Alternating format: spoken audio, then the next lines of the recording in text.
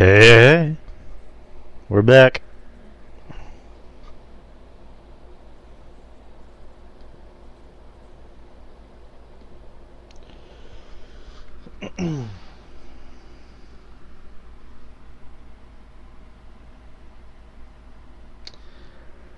Justin, what's up? Not much. Not much. I can see. Got some Dynamite on. Watching Dynamite, of course. Wednesday. How's that going? Good show so far. Good show. Yeah, a lot of AEW news. Well, I guess really like one big thing kind of coming out of AEW that we'll cover. Not a lot of WWE. I guess as far as like wrestling goes, it's been kind of a slow news week for like the past. It's been slow. We got past 2 weeks. Yeah, we got Crown Jewel coming up. I mean, but there's some things like like Triple H get rid of Hell in the Cell, and you know what I mean. So I mean, I guess that's something newsworthy. Oh yeah, I forgot about that. Need to add that to What else? There was a few things actually. Hold on. I mean, there's sad news. I mean, but that comes with the territory. Kevin Nash's son. Let's see. Let me add the Triple H thing because there was already talk about that Triple H was going to change the pay-per-view, outlook starting next year, and he's going to get rid of gimmick pay-per-views and maybe even bring back the King of the Ring. And it already came out that Hell in the Cell is kaput. Is gone, baby. Is gone. I mean, so, the pay-per-view. The Carl pay-per-view. Anderson, New Japan as well. Like he's probably gonna vacate the never weight title. That's what it's looking like right now, at least. All right, we got that. And yeah. I mean, we have some interesting topics to discuss. The Elimination Chamber is being moved. It's not going to be in Saudi. It's going to be in Canada. So Montreal. There you go. Let me add that to the. Let me add that to the docket. And I mean, and obviously, with as far as AEW is concerned, the whole CM Punk thing, the elite. May be coming back because there was a news that came out today, and also a promo during Dynamite. So there's that too. So AEW's not short of having some news as well. And if we have time, there's something else I kind of wanted to try.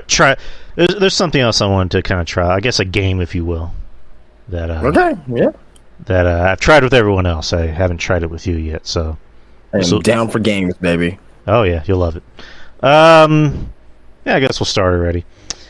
Hey, what's going on, guys? We're back after a 2-week hiatus. I mean, I guess you can technically call it 2 weeks. A week hiatus. We're back. It's Wednesday. It's 8 p.m. It's a little bit past 8 p.m., but not too much. But welcome back to the show. I'm Drew. And with me, as always, Justin from Spine Buster Tees, baby. And we have a few people here. Hopefully, it fills up, which it usually does. But how was your your week off from the show? I mean, it was pretty cool. I mean, Wednesday was. Last Wednesday was good because I was watching some NBA games. Spurs played their first game of the season last week. They got their asses kicked and they won 3 straight for some reason. On the road. I do not want the Spurs to win any fucking games this year because there's a generational talent named Victor Wembanyama who's a fucking unicorn pretty much. So, but yeah, they're playing right now, and yeah. So we're losing, which is good. If we lose, it's good. If we win, it's bad. Yeah, because I watched that game last week just so I can see the younger talent, just to see what this team has, going forward. If they do end up getting, a number 1 pick, it's like, okay, let's see, what other talent can help, build this team in the future or rebuild.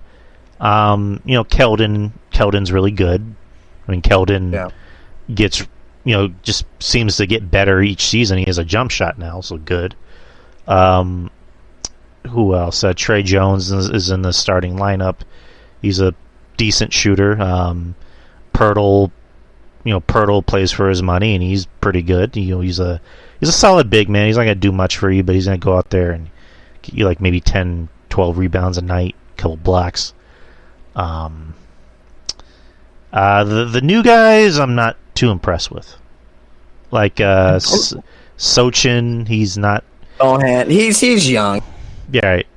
I mean, he's young. I mean, he don't expect him to be coming out being a scorer immediately. You know what I mean? He's more defensive, right? So, he's not going to score like 20, 30 points a game. You know what I mean? He may score like 10 points a game, but he's so valuable on the defensive side of the ball, which is why they drafted him. Right. So I mean, and you said he's a defensive player in college. I mean, so was Kawhi. I mean, I know it seems like the dirty word to say in San Antonio now, but who's that? Some bitch. Yeah, he was a defensive player in college, and Spurs molded him into the player he eventually became, and unfortunately he learned bad habits. But we're not talking about him. We don't talk about Kawhi. But Sochin, I mean, it's his first year, so I'm not like you said. I'm not expecting him to, go crazy and score like 30 a game. The best we can get out of him is maybe like nine a game, maybe like 5, 6 rebounds, and which with each season, hopefully he can get better. Because like with Keldon, Keldon barely played in his first season, and then he had that explosive end of the bubble season, and he's just gotten better and better each season. So the Spurs aren't dummies. They're not dummies when it comes to drafting people. Definitely not. No. Another thing I did over the week, this past weekend, I went to Traders Village here in San Antonio and bought some figures for the business. I bought some pops and all that stuff. Guess who I ran into? Who? I ran into 2 people. Well, one, I ran, and they were both at the same place, so really, I ran into Tyler Mane, who played Sabretooth in the original X-Men, and also Michael Myers. Yeah, Michael Myers, yeah, from the Zombie Halloween series. Franchise, well, not franchise. Well, I mean, the 2 movies that was made in that timeline. But anyway, then I also ran into I forget his name, but Leatherface that played in the Texas Chainsaw Massacre at the beginning. Okay. Yeah, but I think he was also Zangief in Street Fighter. Oh, the movie in '94. Yeah, the movie. I forget his name though, but Ranty. Yeah, they were there. Having photo opportunities and autographs and stuff, and very Tyler Mane, very nice. He's super nice. He's tall as hell. He's like 6'9". Super nice, man. Super nice, man. I was talking to him for about like 5 minutes. There was no one else there at the time because of I went early. I went around like 11 o'clock. So I guess they were still trying to get set up, and I just wanted to get in and get out early in the morning. Yeah, so I guess they were still trying to set up, and I was just was talking to him and whatnot, and just was asking him some questions and just trying to get his insight on his version of Michael Myers, which was pretty cool. It was definitely a cool experience. And who was the third person you met? Oh, that was 2 people. I thought you said 3 people. No, it was just 2 people. Okay. You know what? We were almost going to go on a Sunday to Traders Village, but just, we didn't have I don't know if they were there Sunday. I was there Saturday, though. Okay, yeah, we were going to go on, because, was it last Saturday we went to a birthday party? And it was our niece's first birthday party, and so kind of like a funny story going with the party. So like last Christmas, Betty bought me like one of those gag gifts, like, you know, gifts that you don't really take seriously, and it's just like, oh, it's a joke or whatever. Like, you know, when you go to like Target or Walmart, you'll see like those WWE kits where it's like, you know, here's Roman Reigns' tank top with a belt and a mask. Right. She bought me that for Christmas last year as like, you know, as like a funny gift. And it's like, yeah, there's no way in hell that's going to fit me, you know, for one thing. So, I mean, I still kept it just to kind of laugh. So, for our niece's or her brother's kid, you know, they already bought her a gift, but they decided to take this to give it to her anyway. Just like, you know, like, hey, what do you think? And she put it on, or they put it on her, and her personality just changed automatically because she started like imagine a 1-year-old baby wearing a Roman Reigns shirt and she's smacking around other kids.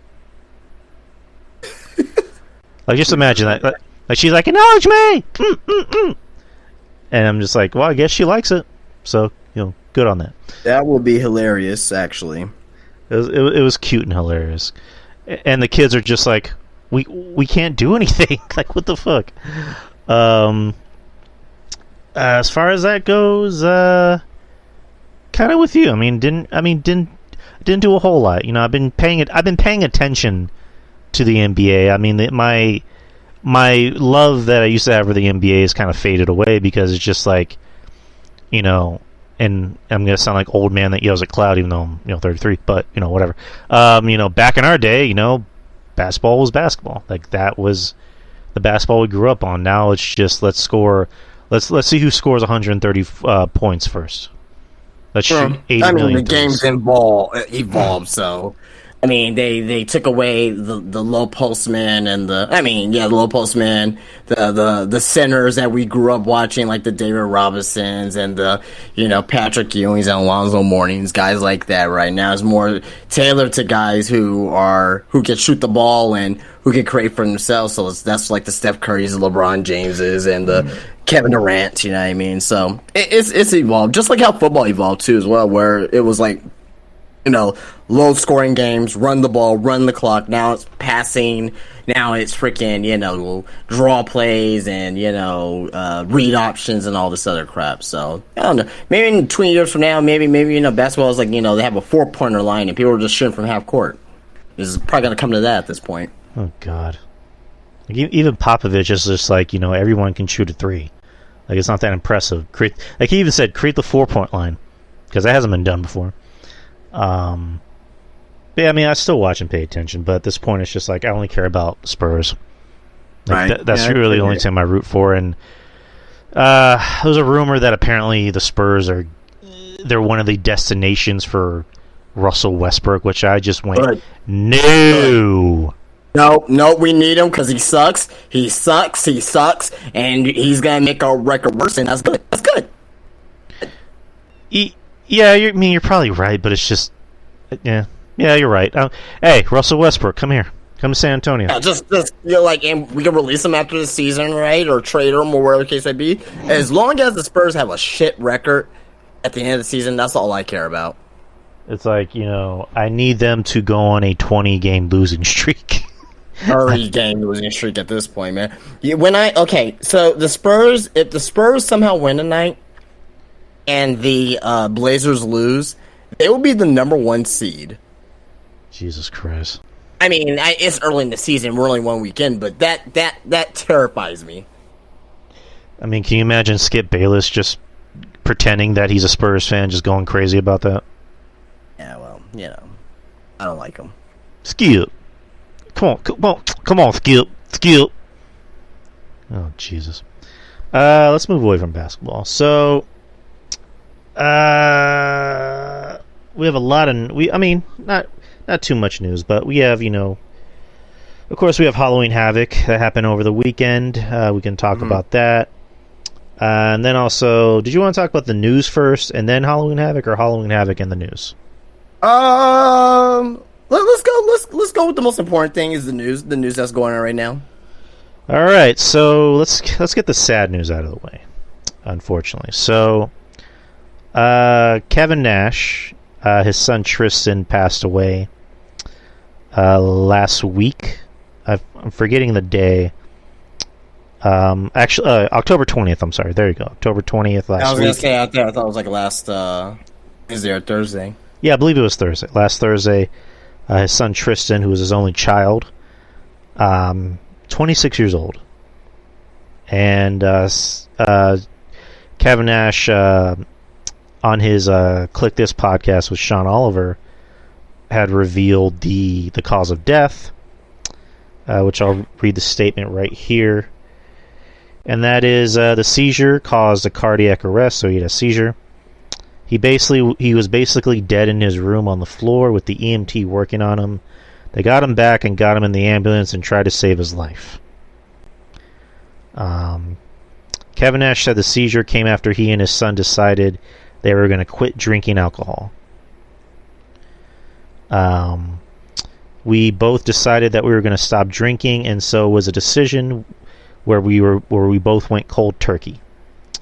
I don't think either of us felt great because you stop drinking coffee for a day, you get a headache. I think we were both dealing with it. Tristan had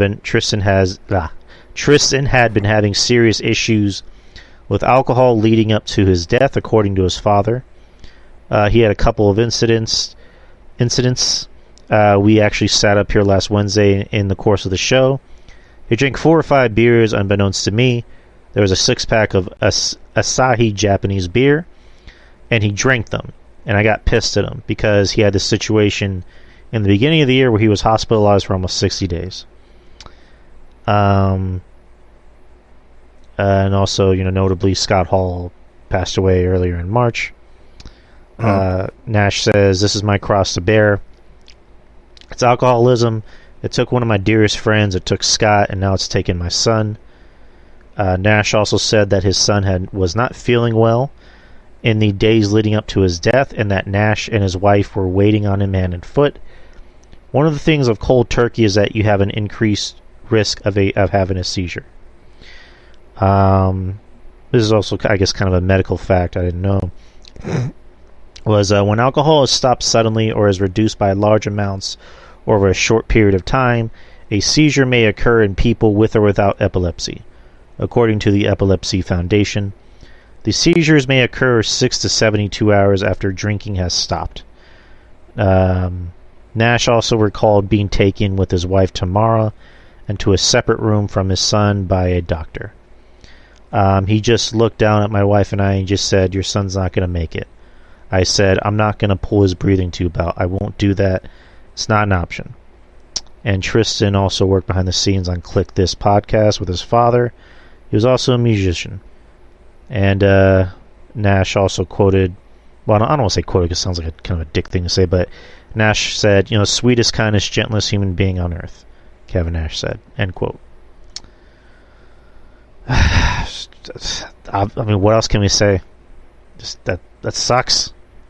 Yeah, I mean, it's super sad, man. It's super sad. I mean, yeah, I mean, you can't really say much other than prayers to Kevin Nash and his family. You know what I mean? I know he's having a really tough year, and his son passed away on Scott Hall's birthday. Jesus Christ! It was Scott Hall's birthday, if I'm not mistaken. Scott Hall. He was born on the 20th of November, 1958. It was Scott Hall's birthday. So Scott Hall passed away earlier this year. His birthday was on the 20th. His son passes away on the same day as Scott Hall's birthday. That right there is... He was already going through emotions already. You know what I mean? I don't know when he found out, like, or if it was like happening like from like the night before, and with his son, and his son just passed away on the 20th. I don't know. I don't want to know actually on the details about that, but just speculation. But the fact that it happened on Scott Hall's birthday, I mean, that's just, whew, man. And the fact that he went and talked about it with Sean Oliver in a podcast too, because he wanted to do it. Obviously, like, he didn't have to, right? He didn't have to do it, but he wanted to do it. Just the fact that, man, like, you know, life's short, man. Life is too short. You know. I mean, just Prayers to Kevin Nash and his family, man. That's all I can really say. Yeah, of course. I mean, I believe Triple H was his godfather, if I'm not mistaken. Oh yeah, no, I totally believe it. I believe it. I don't have kids, so I can't relate. But it's just one of those things that you can't imagine, like having to bury your child. You know, because you ever seen the movie John Q? Yeah. There was a line. Right, once, but yeah. Yeah, there was a line that Denzel had, because his son had a heart condition, like he needed to get a heart transplant, but he had a unique blood level type. And there's a line that Denzel has where he says, "I'm not going to bury my son," and just that gets you right. That gets you right in the feels. Even if you don't have kids, that gets you just to hear a line like that, and again, just what else can I say? But condolences to Kevin Nash and his wife and the rest of his family, just losing a son, his only child. And I honestly didn't know, going cold turkey off of alcohol can do that. I mean, I knew that about going cold turkey on drugs or hard drugs or pills, but as far as alcohol goes, I honestly didn't know that. That's too much. But R.I.P. Condolences. So let's switch gears to, I guess, more happier news, however you look at it. Like we mentioned earlier before we started recording, or started the show in general, is that Triple H is making some big moves as far as pay-per-views go. So the Hell in a Cell pay-per-view will be no more. Let's see. According to WrestleVotes, speaking with Gimme Sport, I don't know who that is, Levesque will not be going forward with annual Hell in a Cell events. WrestleVotes explained that the match stipulation means a lot to Triple H, so he no longer wants to have to shoehorn Hell in a Cell matches into his booking, just because it's that time of the year. So I wholeheartedly agree with that. Me and Ruben Prime, which we just did a show yesterday on our Patreon show, so go check that out. We had been talking about that for a while. Like anytime, whether he's on my show or on his show or we're doing our Patreon show, that's one thing we've always discussed. WWE, needs to get rid of gimmick pay-per-views. And because doing these gimmick pay-per-views, it waters down the point of the gimmick matches. Like, Hell in a Cell used to mean something. When in a big blow-off feud, if the match was announced, you two inside Satan's steel structure, hell in a cell. As a fan, you're like, holy shit. I remember there was a commercial promoting a Hell in a Cell match for, it was Jericho and Triple H. And that was in 2002 when they were first doing the draft. And I remember the commercial graphic read, 9 p.m. The match Hell in a Cell was announced for Triple H and Chris Jericho, and then on the next graphic it said 9:05 p.m. two mothers are praying for their sons. I mean, that was a little bit over the top and hokey, but I was like, damn, that's how serious this match is. Right. And nowadays it's just here's a Hell in a Cell match because it's October. Okay, because there's a pay-per-view. All right, whatever. Same thing for TLC. TLC matches are, they're special matches for, different, for certain performers. There was that classic TLC match at Armageddon in 06, which to me is my favorite TLC match. The first TLC match in SummerSlam 2000. Oh yeah, there's that. John Cena versus Edge at Unforgiven, TLC match. Nowadays it's just TLC match because the TLC pay-per-view used to be in December, so blah blah blah. And then Extreme Rules. Granted, this year they actually made Eddie saying the ladder match. It was just a ladder match at Armageddon 06. Oh shit. Okay, my bad. My bad, Eddie. Thank you. Extreme Rules this year was actually an Extreme Rules pay per view. It actually had stipulations. It wasn't just like two matches have stipulations, the rest are wrestling matches.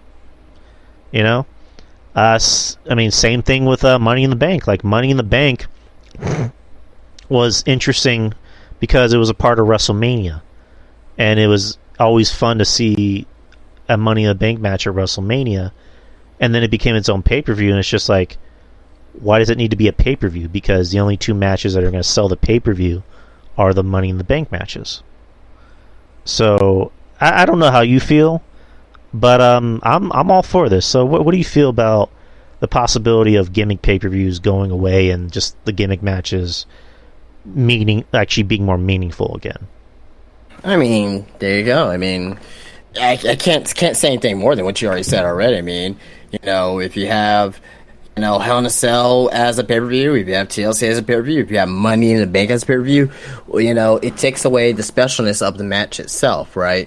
Now, one pay-per-view that I do like, and because it has a reason behind it, is Elimination Chamber. Mm-hmm. I mean, like Elimination Chamber, and it probably may just need to have maybe only two Elimination Chamber matches, one for the men, one for the women, right? Those two matches there is going to determine who's going to be going on to WrestleMania to face the champions who did not, like, that brand's champions who did not win at the Royal Rumble. So if Raw both won the Royal Rumble, for the men and women, right, it's going to be the two SmackDown singles divisions for the men and women going for that title. Or for that title at WrestleMania. So I'm good with the Elimination Chamber, but Hell in a Cell, TLC, Extreme Rules, Money in the Bank, get rid of it. Get rid of it.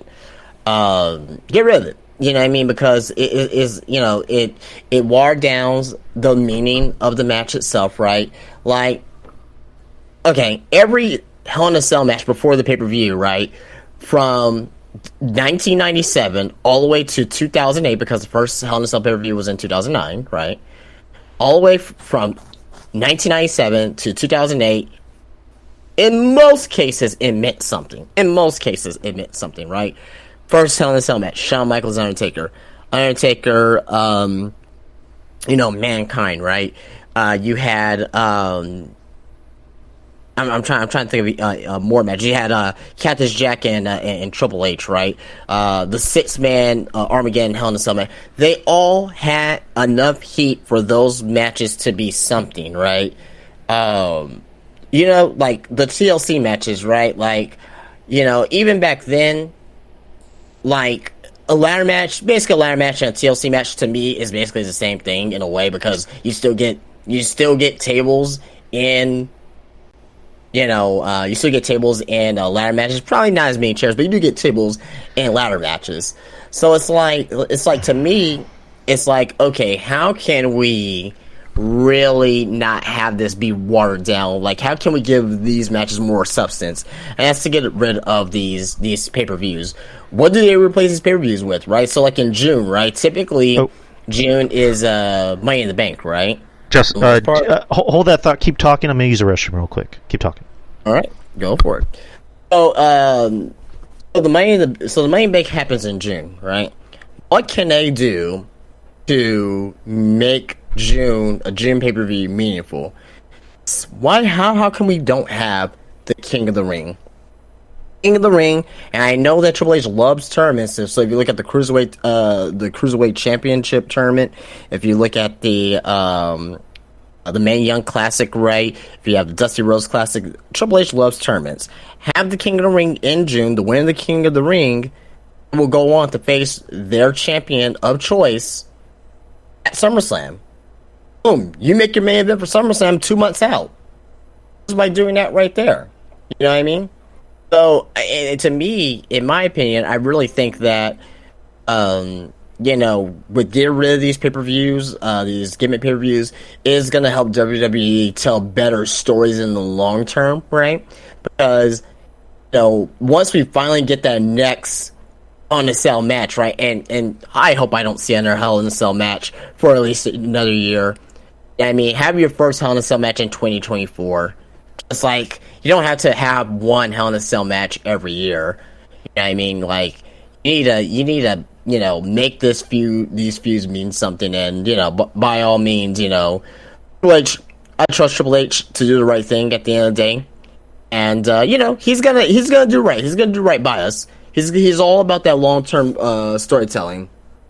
So hopefully he does that, and hopefully once we get these a new pay-per-view schedule, we'll finally get to see the light at the end of the tunnel from these gimmick pay-per-views, so being removed. So hopefully that happens sooner rather than later with getting rid of all of these gimmick pay-per-views. So but yeah. I mean, Triple H he's making a lot of good changes for the better. He's making a lot of changes for the better, man. He wants to be on the international market more, right? I truly think that it will be good for him to explore places like Australia more. Remember the Beast in the East special? I think it was July 4th, 2016, maybe? Maybe it was 2016? July 4th, 2016? I think it was on Independence Day with Lesnar, basically squashing Kofi Kingston, Finn Balor versus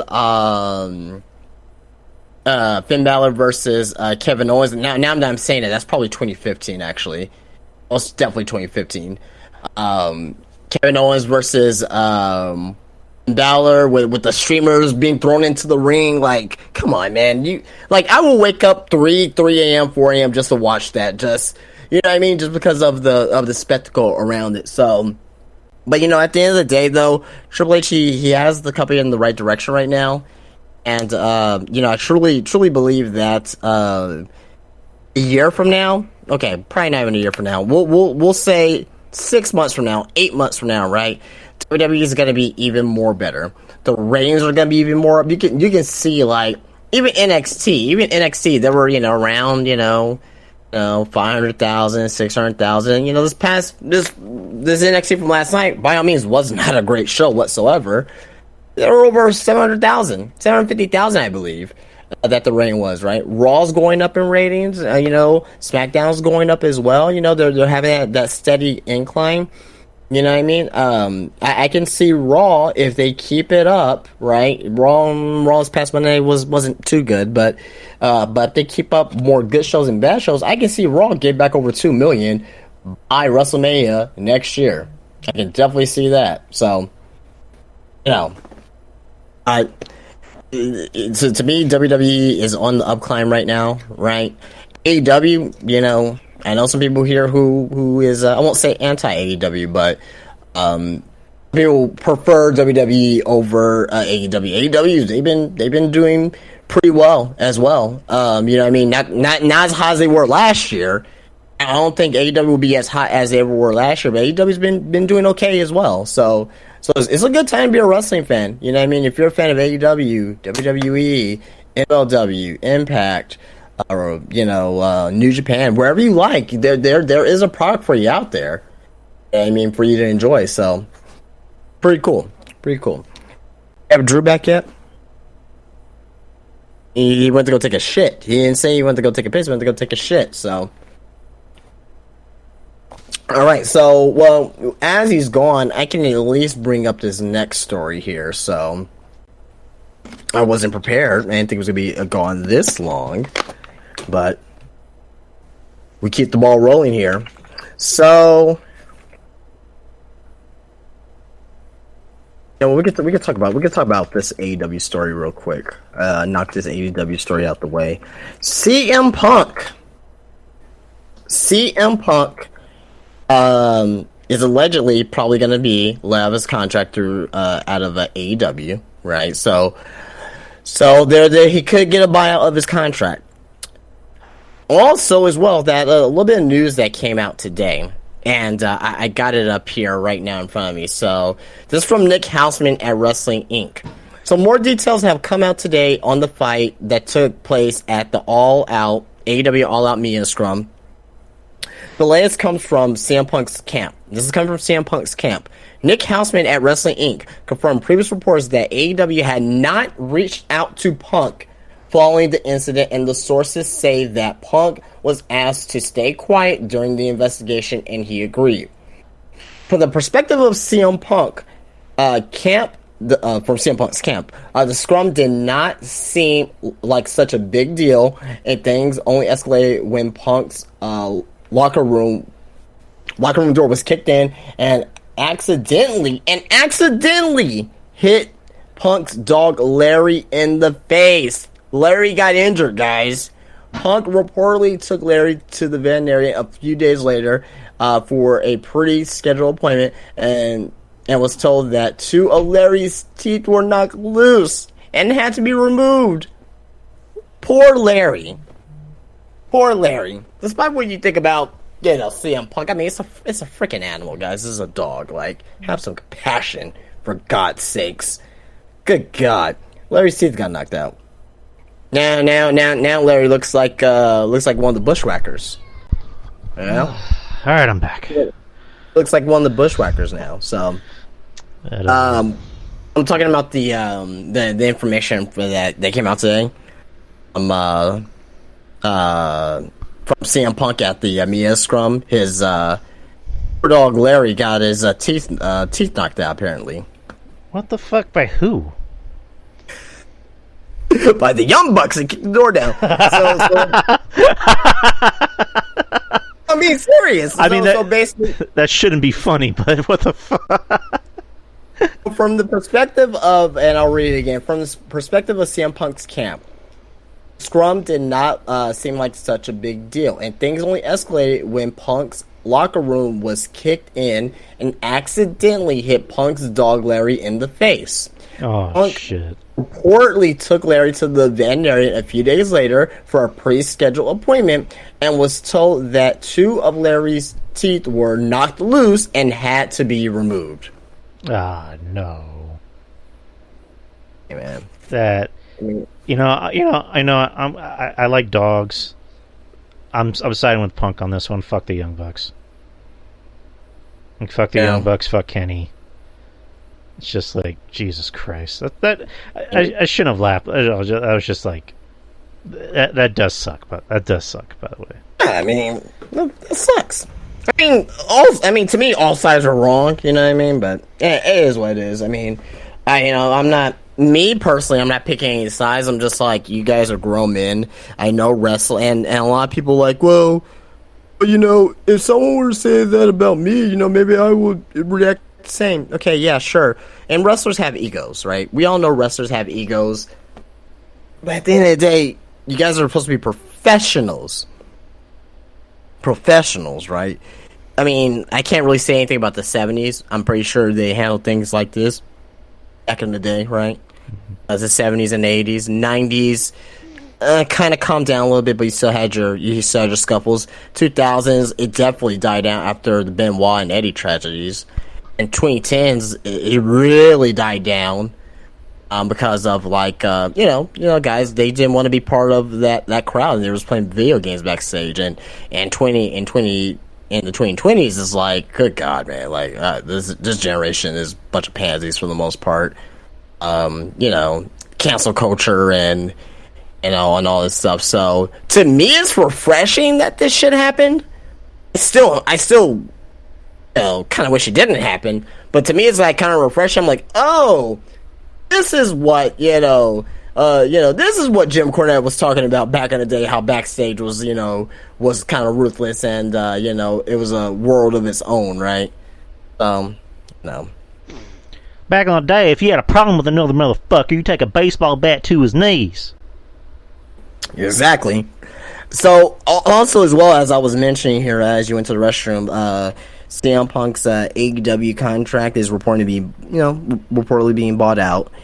And in reference to that, Triple H and WWE, there could be some interest there. Apparently, Triple H kind of softened on his stance on bringing CM Punk back to the WWE. Not to say that it is going to happen. Not to say that it's going to happen 100%. But Knowing that, I'm gonna ask you a couple questions. Okay. Do you think CM Punk has a chance of going back to WWE? If so, what is your percentage, right? And okay, that's we'll start there. Do you think CM Punk has a chance of going back to WWE? Oh, if so, what is your percentage? Or just give a percentage of a chance. I'll say this much. If Triple H wants it to happen, I think it'll happen. Because it will happen. He can make it happen. You know, he's not going to work a full-time contract or anything like that. He's going to be part-time.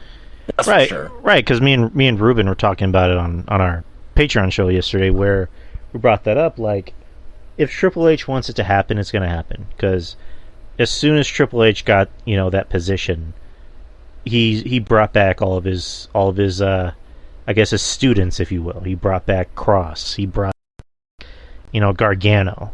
He's more than likely going to bring back more people, and then there's going to be people from AEW who are looking at that and going, I need to go there. Like I can imagine Triple H, texting guys like Joe and Black and being like, just stick it out, you'll be back here soon. With a guy like Punk, because I'm on the ilk of, I personally wouldn't want him back in WWE, because at this point it's just Punk has just become unbearable as just a person. But it's one of those things of like, from a business perspective, it'll be huge. Like if you really want to sell merch, if you really want to move the needle, bring in more ratings.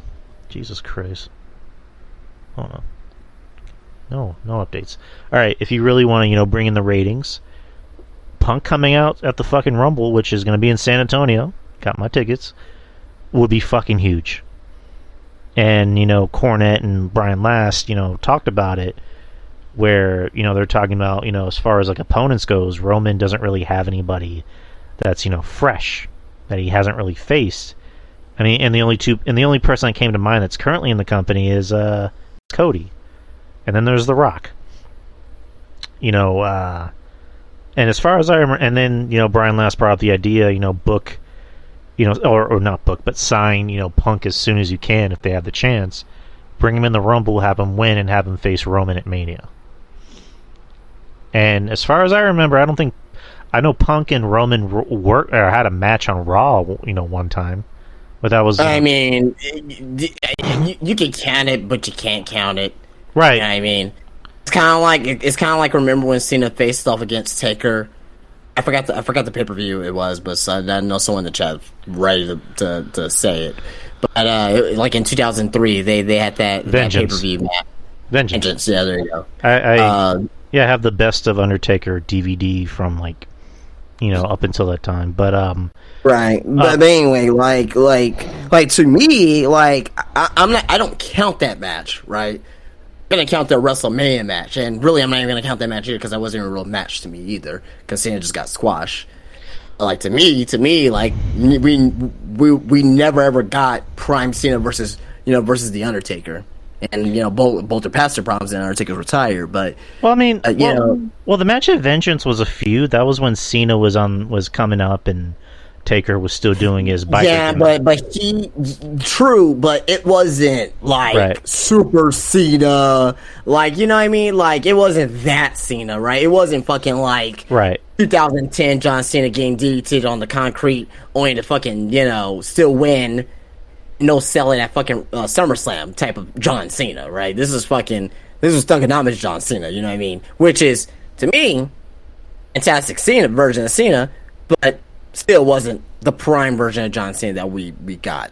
Right. So as far as like, Punk and Roman, Punk feuded with the Shield, and that was like, towards the end of his run. And then he had a match against Roman, and, Roman won. But, again, that was a match, but it wasn't really a feud between those two. And I'd be intrigued to see how a feud with, Roman in his prime, and, you got a Punk who's... Tribal Chief Roman versus CM Punk. Imagine those promos back and forth. Imagine that. I mean, and Roman doesn't like Punk. I mean, he's made it very clear he's not a fan of Punk. And then you got Paul Heyman in the fucking mix. And that's all you need right there. Paul Heyman's there. hey, remember me? Oh, CM Punk's like, hey, I know you, Paul. Philip. Like, hey, I know you, CM Punk. Like that. That would be intriguing as a main event of Mania, but again, my answer is like, from my perspective, I don't want him in WWE because I think they're doing just fine without him. But from a business perspective, if Triple H wants it to happen, it'll happen. And I think Triple H will move heaven and earth to make Punk happy. At the same time, I don't think he'll be a pushover.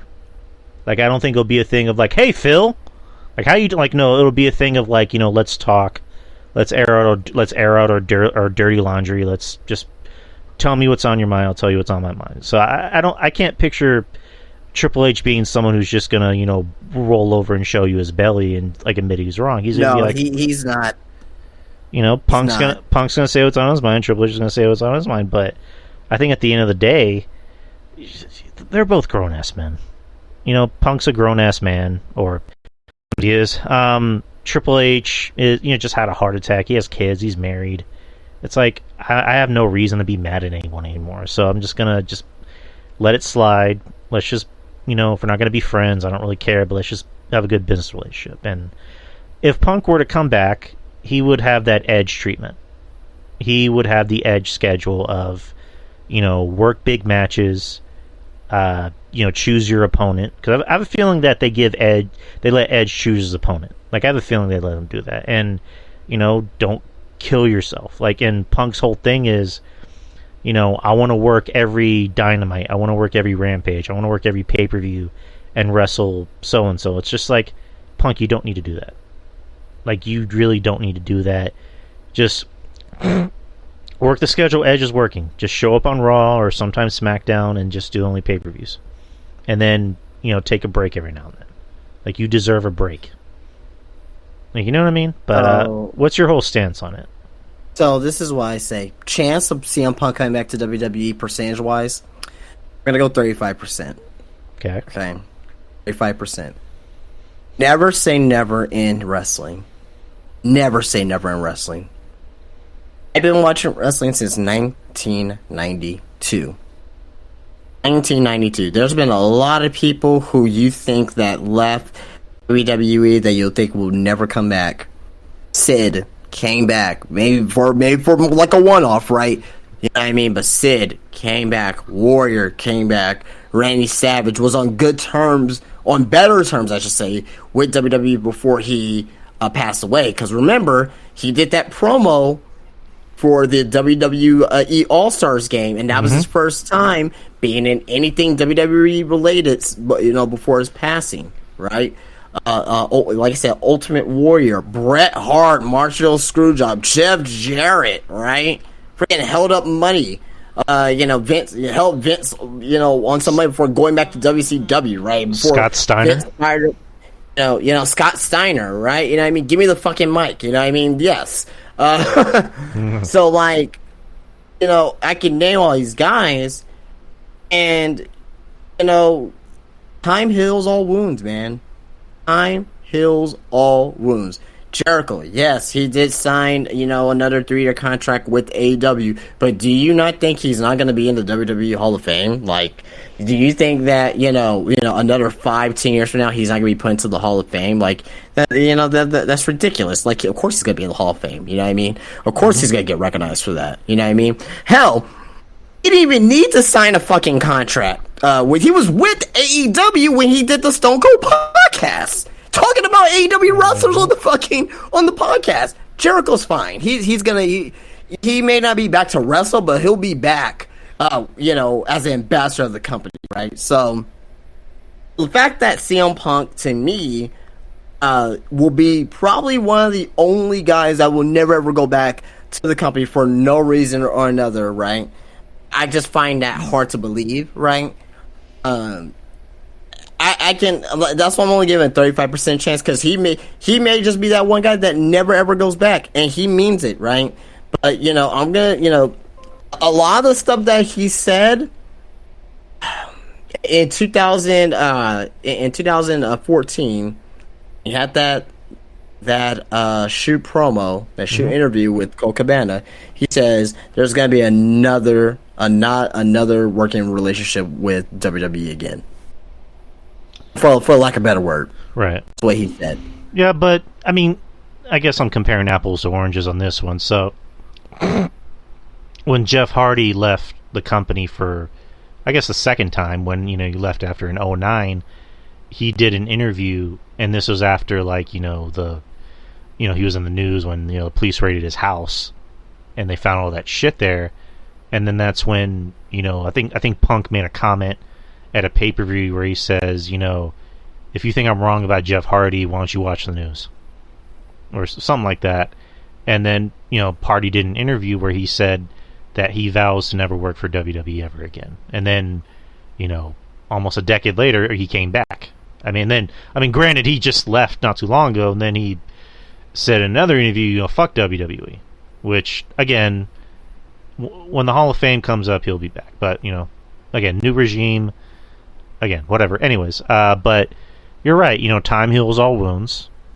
Again, there's always that thing of, Punk's more than likely going to get his own, WWE Network special on Peacock, where you're going to see him go to WWE headquarters, and he's going to go in Triple H's office, and they're going to close the door, and then Punk's going to say, me and Paul, we aired out our problems, we're not 100% perfect, but we're getting there, blah, blah, blah. So, again, this is just wishful thinking. So, if it were to happen.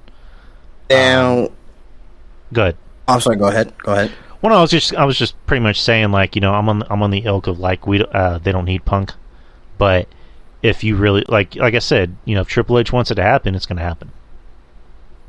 Now, let's flip it in reverse. If CM Punk goes back to WWE, we know what type of business it's going to do for WWE. We don't even have to talk about that. What would this do to AEW? Crash and burn. What would crash and burn? Crash and burn, as in, you think they're going to try to counteract them or counteract WWE, or what do you think is really going to be the what do you think is going to cause that crash and burn? It's kind of slowly happening if you really look at it. Fuck. Tony is unraveling. You're constantly hearing stories about the locker room. You're constantly hearing stories about, Sammy always starting fights with people, and then Britt Baker going on podcasts and, shit talking Thunder Rosa, where it's just if I'm Rosa, I'll walk into the locker room, punch her in her fucking nose, and quit. The whole company is unraveling because you don't have. It's like the boy who cried wolf. It's just they don't have proper management up there, and it's one thing that Joe Numbers from the Soup talked about with Punk is that Punk never, only working for Vince. Punk's never had an actual boss. When he was in Ring of Honor, he had Gabe Sapolsky, and Gabe Sapolsky just let him do and say whatever the fuck he wanted. When he went to AEW, he had Tony Khan, who gave him all the money he wanted and let him say whatever the fuck he wanted. And just sat there and let Punk, treat him like a bitch. Can you imagine at that scrum if Vince was there? What do you think Vince would have done? I think Vince would have wanted to fight him. Yeah, that's why I'm laughing. I think he would have. God damn it, you son of a bitch! Who do you think you're talking to? Yeah, he wouldn't be suspended either. At the same time, I don't think Vince would have suspended him. Actually, I'll do you one better. Imagine if that was Stephanie. Oh my god! Holy shit! She already hates Punk as it is. She would have. I'm not saying I know her, but just knowing her mannerisms, I can picture her just grabbing his mic and just saying, "We're done here." Triple H would have put a stop to it. It's just, he is not used to working for someone that, actually has the balls to say, well, maybe your ideas aren't all that great. You know what I mean? He's used to people telling him how amazing he is, that when he works with somebody that questions his ideas or tries to suggest different ideas, it's almost like he short circuits. You know what I mean? It's like, does not compute. What the fuck is going Oh, on? you talking about Johnny number 5 is alive? Well, that's CM Punk, basically. Like, Number 5 is alive. No disassemble. so that's CM Punk, guys. But, yeah, I mean, it's just, business-wise, we already know what they would do, so we don't talk about it, like you said. But, time will tell. I mean, because we didn't think Cody would come back. I mean, we thought Cody was going to be an AEW guy for life, and he came back. I mean, if you had to tell me a year ago, well, I'm sorry, 2 years ago, we'll just go there. 2 years ago, on who's more likely to come back, to WWE, CM Punk or Cody Rhodes? I'd be like Cody Rhodes. I mean, with Cody, I think with Cody, it was his situation because, to Cody's credit, other than the whole smashing the throne bit at the first All Out, he never really said anything bad about WWE. I mean, you always heard him put over talent in the company. You always heard him put over Vince and Triple H. Like, I think in an interview he said Triple H is probably the greatest wrestler of all time. Like, that's what he said. And with Punk, it's always just been fuck WWE. Fuck Vince, fuck Bruce Pritchard, fuck everybody. Sasha and Naomi were right. Nobody has any balls over there. And blah, blah, blah, blah, blah, blah, blah. So, but then again, like you said, people in the past. Scott Steiner just recently came back and was in the Hall of Fame. Mainly for his nephew. But, he also said straight up, you gotta let that shit go. Right. And now him and Triple H have mended fences. And, Braun, granted, was probably, the bridge to that, Bret Hart came back. Ultimate Warrior came back. Bruno came back. So, it's one of those things of, like, it's possible because it's happened before. But, like, a lot of people know about this, but Randy Richter came back and did the fucking Hall of Fame, and she had the original not Montreal screw job, but she had the original screw job. Right. Original screw job. I mean, like, she got screwed out of the women's championship by Fabulous Moolah. I mean, so. Yeah, I mean, it's anything can happen in wrestling. Anything can happen in wrestling. Yeah, at the end, I mean, wait and see, because January is only like 3 months away, so anything could happen. Other bit of news, we were talking about pay-per-views. I don't know if you talked about this while it was taking care of business. Elimination Chamber date and location announced. It will be going to Montreal, Canada, in the Bell Center. Maurice, is it center or centra? I want to make sure I'm getting the wording right. I think it's still center. Is just how they spell it in Canada. Right. February 18, 2023. This marks the first premium live event. That's such a gross word. In Montreal since Breaking Point 2009, and the first special in Canada since SummerSlam 2019. Hey, I'm all for that. I mean, because fucking Canada, Toronto, Montreal, wherever, they go ape shit bananas for wrestling. Mm. And there was that stretch of Raw and SmackDown, being in Canada, and like the fans were so much better that when they came back to the States, it was just like, can we just have fucking Raw and SmackDown in Canada like a little bit more because the fans appreciate it a lot more than, going back to Detroit or Ohio or whatever. But, so we got that going. So it's going to be February 18th. So it's going to be the first pay-per-view after the Rumble. Another bit of news. There will not be a pay-per-view from not SummerSlam, but from Survivor Series all the way to the Rumble. The day one pay-per-view has been canceled. It was going to be on, the first day of the year, January 1st, like last year, but it has officially been axed. So there will not be a pay-per-view in December, let alone a pay-per-view on the first of the year. And, yeah. So, step in the the right direction. Less is more with pay-per-views. Absolutely. That's one of the few things I like about AEW is that for their pay-per-views, it's just like we don't need pay-per-views each month of the year. I like the fact that they do 4 or 5 pay-per-views out of the year, and if anything, just like do a special.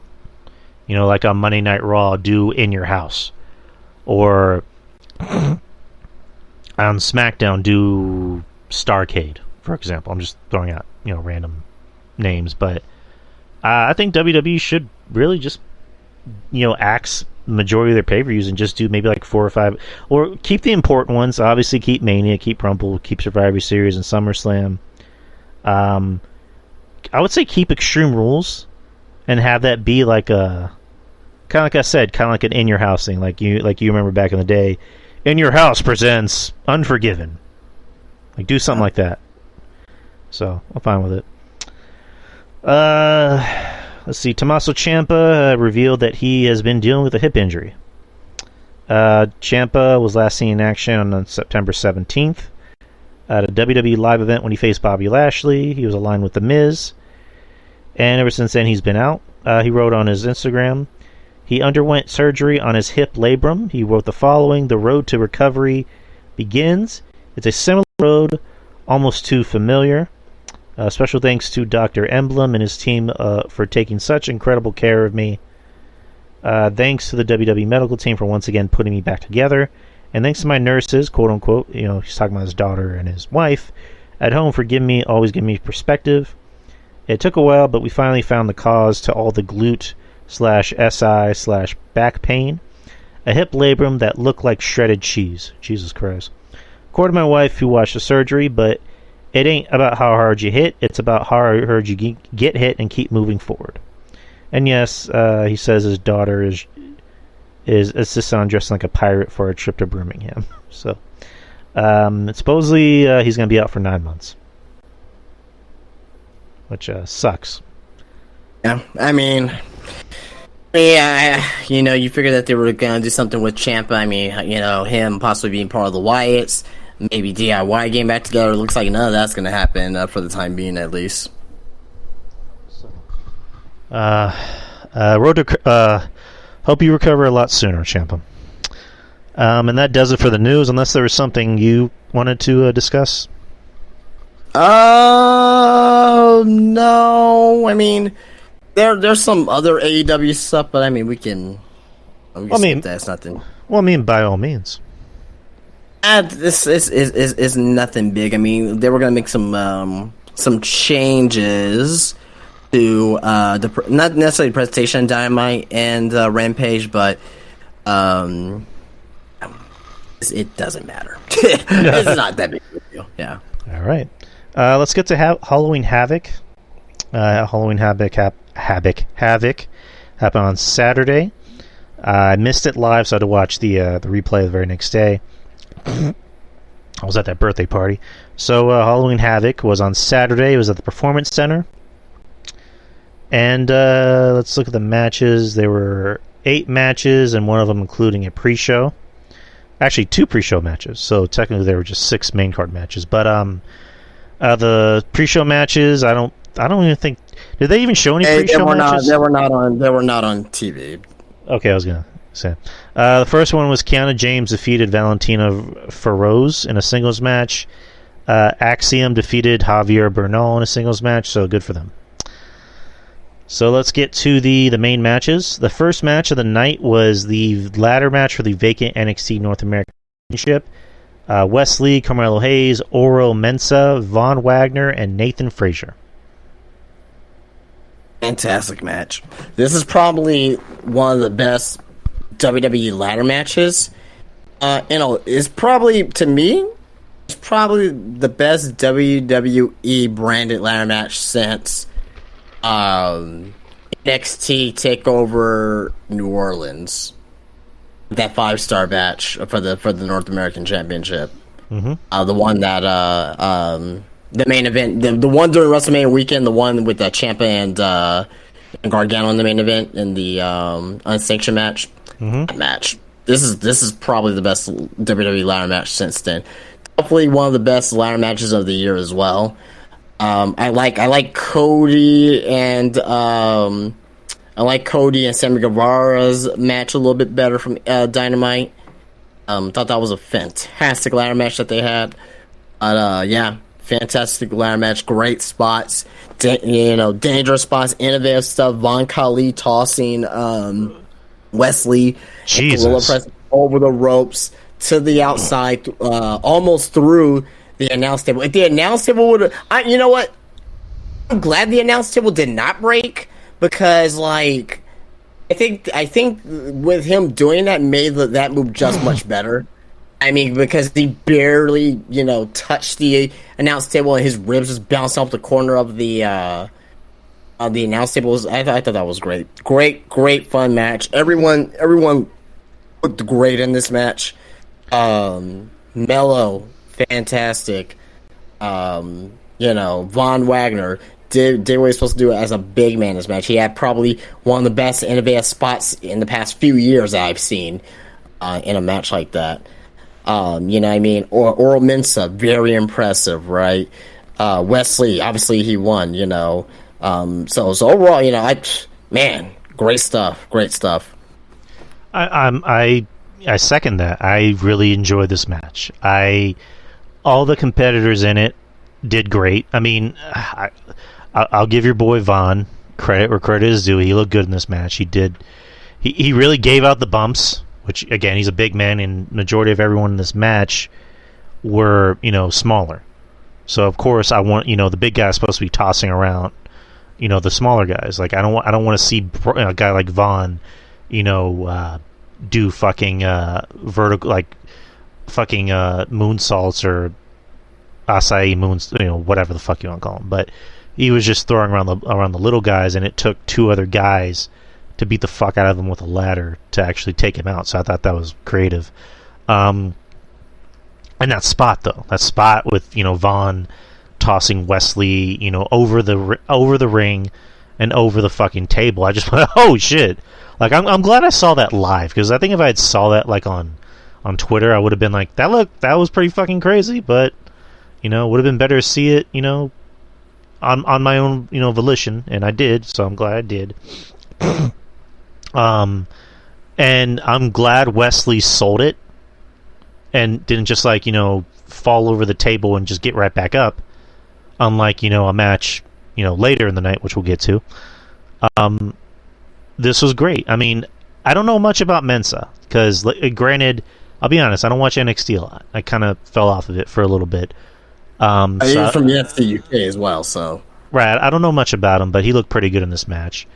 And of course, Hayes. Hayes is a fucking star. Like he's ready for the main roster. My only worry is that what they're going to do with them, because I hope. Fuck no. I don't want him. I want him to be his own thing. I don't want him to be a hero. Hero sucks. They suck. I mean, despite that, I think that's gonna enhance.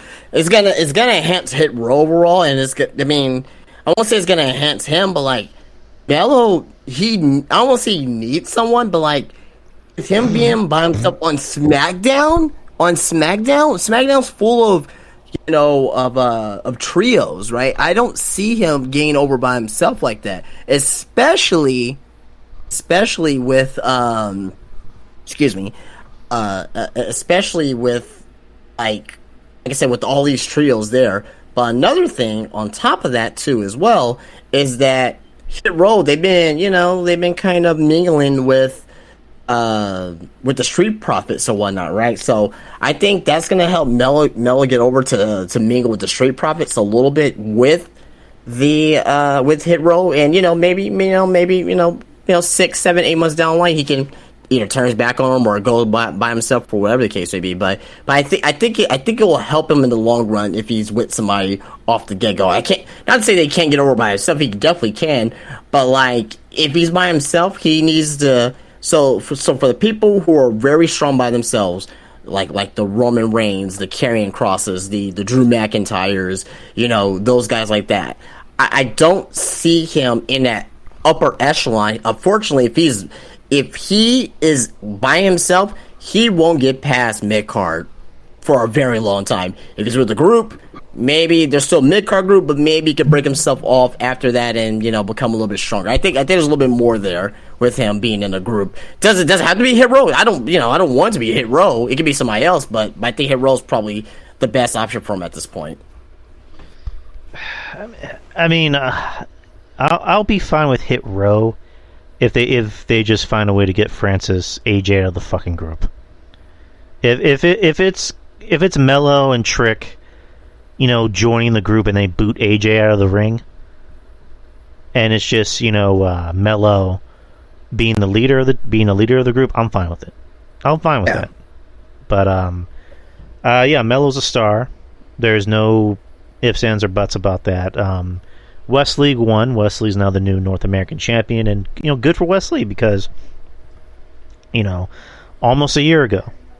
I think this was after around WrestleMania time. His partner gets released, and he's for the longest time he's just trying to find himself. And we were all under this. I mean, I don't want to speak for you, but it's just I was under that assumption. I'm like, this guy's not gonna last. This guy needs his partner. And then over time, they saw something in the guy. Shawn Michaels, who runs NXT, saw something in the guy. And they just pushed him, and they just had him go out there and cut promos, and it's just when he talks, it feels genuine. Mm-hmm. It's not just him saying, I'm sad, I'm sad. Life is sad, life hurts, life is pain. When he talks, he sounds like a real human being. This sounds like something he's saying, and not something that someone gave him a script. And he's also really fucking good in the ring. He can sell.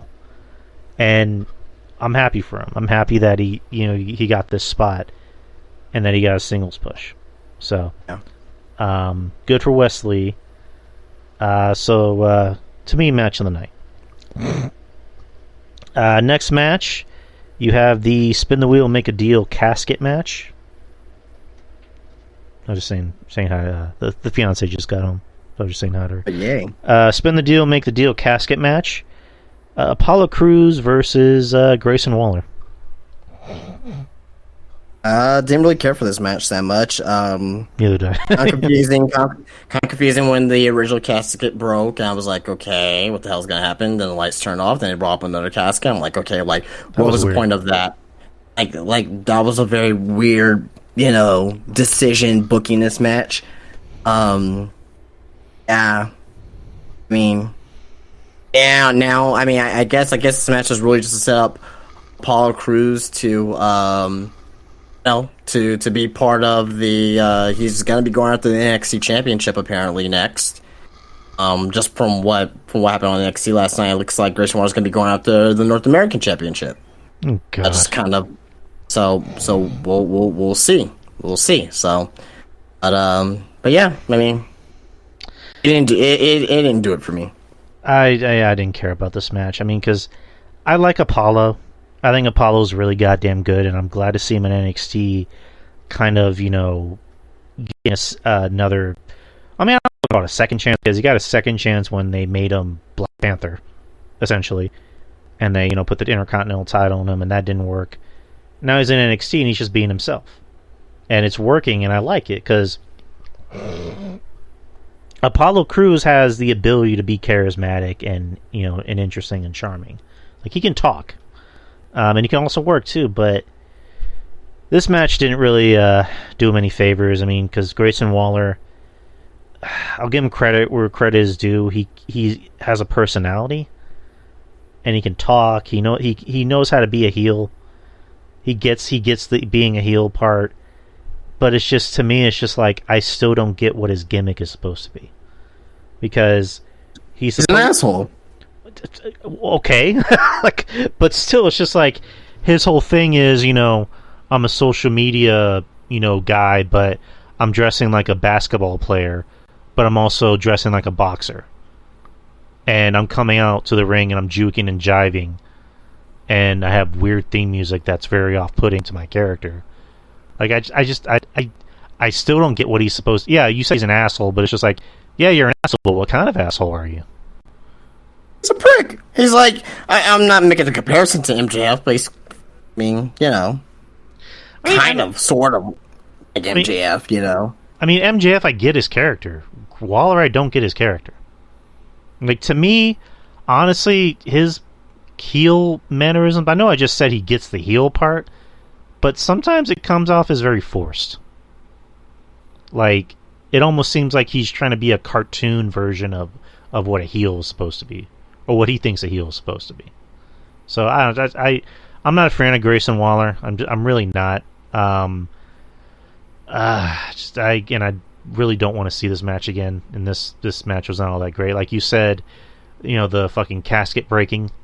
Even though the whole point of the match is you're supposed to get your opponent in the casket, and then the lights go out for whatever reason, like the Undertaker's coming out, but more Druids come out, and it's just like, this was just not a very good match. Next, sucked. Speaking of not a very good match, you had Roxanne Perez versus Cora Jade in a spin the wheel, make a deal, weapons wild match. I like this match. I actually like this match. I didn't think it was great. I didn't think it was fantastic. I didn't think it was match of the night, match of the year. I didn't think that. I liked it. You know what I mean? I liked it. Good little spot from the top of the, I guess you want to call it the bird's nest or whatever. The intensity, I felt the intensity for the most part of this match, right? There were some things that was kind of a little sloppy or whatnot, but Roxy's so good though. She's really good. I think, God, man, give her 5 years from now, because she's like, what, 20? 5 years from now. Imagine what the hell she's going to be 5 years from now. I'm multi-time WWE Women's Champion. You know what I mean? She's really good. Cora, I'm kind of liking her character a little bit more. Her in-ring still needs work. She's young, too. You know what I mean? So, like, 5 years from now, she's probably going to be more serviceable in the ring, right? Because WWE is high on her, clearly. Yeah, I mean, it wasn't a special match, but I did like the match overall. I thought they worked hard. This was not a very good match. Like, this was BAD bad from top to bottom, and I like Roxanne. Like you just said, I like Roxanne. She's only 20, and she's green, of course. When you're that age, you're green. Like, she's still green, but she's really goddamn good. Like, and like you said, in 5 years, she's probably gonna be even better, and wherever she ends up. But in 5 years, she's gonna be really goddamn good. Cora, I don't care for her. You already know how I feel about Cora. I'm not. I don't care that she's a heel. She still is bad. Like, she is just still all around bad. She can't cut promos. She doesn't know how to throw a punch. She doesn't know how to wrestle. And it's just her facial mannerisms. Like, it seems like she wants to. It's like she's, again, kind of like what I said about Grayson, where it's just like she's trying to be a cartoonish version of what she thinks a heel is. Like, she's basically like doing an eighth grade school monologue whenever I hear her cut promos. So she's not very good, and she's obviously a project because WWE likes her for some odd reason. I mean, because granted, she appeals to the younger demographic of younger girls who want to look like her, and then you got younger boys who think she's cute, or maybe even younger girls that think she's cute. I'm not going to discriminate, but they like her for some reason. God help us. But this match is not very good. I didn't care for it. I'm gonna sound like Jim Cornette for a second. The fact that you have two 120-pound girls out there hitting each other with weapons and not selling, and then falling off the stage through a table, and then getting up and not selling, it's just like seriously, I just want to stand up and go fuck you, like, to both girls, even Roxanne. Like, come on, really? So it's just, this match was bad. The ending was bad. Just the fact that they're yelling, you were never my friend, and I'm not your friend, and then Roxanne getting the win. yeah, I didn't care for this match at all. It was bad. B-A-D, bad. All right, moving on to the next match. You had Julius Creed versus Damon Kemp in an ambulance match. Had Julius lost, Brutus Creed would have had to leave NXT. I won't say I love this match, but I really like this match too. Third best match of the show, I'll put it as. This was definitely a top 3 match of the show. Just Julius Creed, so he's got to be a fucking star. My God, I'm getting hard thinking about it. No homo, no rainbow. Oh, boy. But I'm getting hard. I'm just getting hard thinking about it because this guy's a fucking stud. You know, he's fucking good at what he does, and in such short term in his career.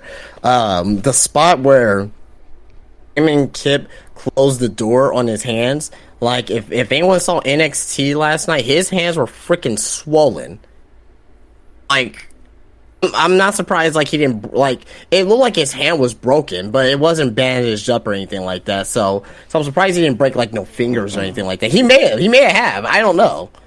But very damn good match. Very damn good match. Damon Kip. He's I like him. Like, I don't like him, if that makes sense. You know what I mean? No, I get you. Like Vaughn Khali, I love Vaughn Khali. Like, he fucking sucks, but he's great. You know what I mean? Like he's terrible, but like I love him. You know what I mean? Like, but like with Damon Kip, I'm like, I like him, I don't like him. You know what I mean? I'm still kind of, the jury's still out with him, man. Julius Creed, he's gonna be a star. Just give him 5 to 7 years, upper mid card on Raw or SmackDown. 5 to 7 years, like, he's gonna be so damn good. It's either that or he's gonna like go to another company and just like blossom and be a even more bigger star. But the fact is, Julius Creed, he has the look. He can talk. Like, he's not like MJF. He's not The Rock. He's not Stone Cold Steve Austin, but he can fucking talk though. He can cut a promo, and you believe on what he says, right? Mm-hmm. And he can wrestle. He's very fucking athletic, right? Like him just doing that shooting star press a few pay-per-views back. I'm like, holy shit, what the fuck? You know what I mean, type of thing. So I'm very high on Julius Creed, as you guys know. You know what's funny about Julius Creed? I just realized this. He's what I wish Jack Swagger was. And it's just like, Julius Creed is much better in the ring, much better on the mic, and it's just like Swagger, like, and legit, that's a fucking collegiate athlete, and the guy worked in MMA, and I think he's undefeated in MMA, and like he's obviously not a pussy. He can beat the fuck out of both of us, like, combined, but it's just like, just boring as shit in the ring. Can't really talk. So, don't like the all-American Americans? With my speech impediment, with my swagger soaring eagle. No. Didn't care for him. Or I'm penis. Didn't care for him.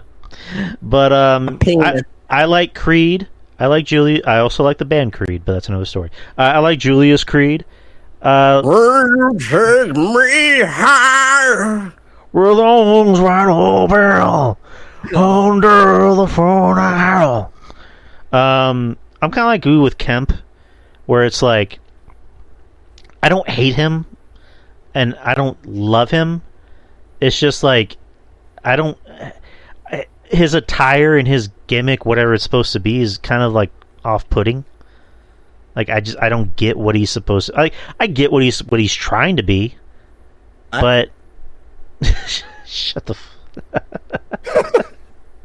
well, he's got one thing down. I mean, like, he's supposed to be the shooters, the collegiate wrestling shooters, with or was with Diamond Mine.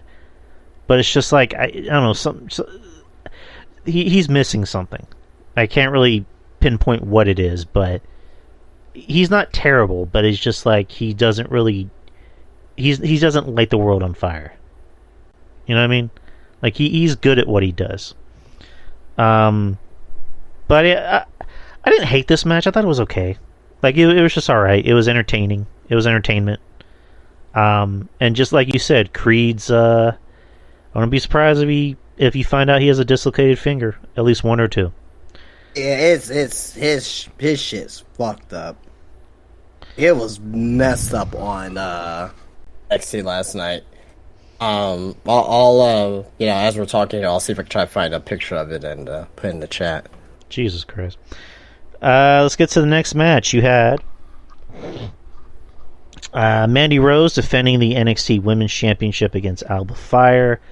The vignette was Alba Fire challenged Mandy to come to a haunted house, and just like the past few Halloween Havocs, you had Toxic Attraction show up to the haunted house, and each girl was just they were just great in their role. Like Mandy just being the straight one of like, okay, we got to get in there and find her. JC Jane playing kind of the scaredy cat, being like, I don't want to go in there, like it's scary, I'll just stay in the car. And Gigi just being like fucking like fuck yeah, I love Halloween, let's go. I like that. I like the bit where she's just sitting at the table with the zombie and whatever the fuck that was, and she's like, so what do you guys do, huh? You're a zombie? How's that like? And somebody's Alba's right behind her with a pot, and she's just like, I'm good, I don't want anything, I'm good. And she finds out it's Alba, and Alba just fucking throws her in the freezer. I thought that was funny. They what's her name? Alba dragged Mandy back to the arena. Mandy obviously gained the win. The match itself was 7 minutes. It wasn't really much of a match. So you couldn't judge it too much. But Mandy got the win. Mandy is now the longest reigning. I believe she's the longest reigning NXT Women's Champion, or I might be mistaken. No. But she's already passed. Definitely. She's already passed a year. She's past a year. But there's two women that's still ahead of her, as far as Asuka, Shayna. Oh, there you go. My mistake. But what did you think about the whole the segment and the match itself? I hated that segment. Come on. That's not what I want to see in wrestling. I'm sorry. I thought we were past this fucking bullshit pandemic fucking bullshit of fucking cinematic matches and shit. I fucking hate that shit. Dude, just because it's Halloween, let's do a fucking, fuck it, the cunt bollocks cock sucking shit. Fuck that shit. Sorry. Jesus Christ, dude. Sorry, you can tell I was bothered by that when I was watching the match. The fucking sucks cocks from hell. That fucking shit. But anyway. I enjoyed it. I enjoyed it. Okay, well, but okay. It's fake. It's fake. Okay, I'm playing. The match on Raw was 7 minutes. I mean, he did what he needed to do. I didn't. As soon as this whole haunted house crap, that was going. And you want to know my main issue with this? What? How does this fit Alba Fire's character? Good question. It's weird because she doesn't really give off the vibe of I'm the spooky, supernatural character. I'm just a crazy girl. She's not. She's just, she's embracing the burning passion inside of being a competitor, right? Fuck that shit, man. That was my biggest pet peeve with them. What does this have to do with their fucking character? If it was Schism, by all means, sure. I was still kind of questioning, yeah, they're creepy, but they're not this type. They're not this version of creepy. Hey, I get it. You know what I mean? Whatever, right? But the match did what it needed to do. I mean, we knew Mandy was gonna win. I mean, now to me, my question is that okay, who's gonna take this title for Mandy? It may end up being Roxanne, may being her. I don't see anybody else in the current state of the women's division in NXT who's going to take off, who's gonna take the women's title off of Mandy Rose. Like, I don't see it. And I think what WWE wants to do, I think they just want to have Mandy Rose keep this title through at least past Survivor Series, maybe towards the end of the year. Like, but to me though, like, I mean, who's gonna take the title off of Mandy Rose? That should be even more bigger question. I mean, who we got? We got Jesus Christ. We got fucking I just said her name, Roxanne, right? You know what I mean? So she's Roxanne, still there. yeah. Alba Fire just had her shot, right? Blair Davenport, I mean, we haven't really seen her since, you know. I think she's gonna. I would say Blair, but I mean, we haven't really seen her since Worlds Collide, right? Indy Hartwell, no. Ivy Nile, no. You know what I mean? Like Alexa Lopez, she came back last night, no. Nikita.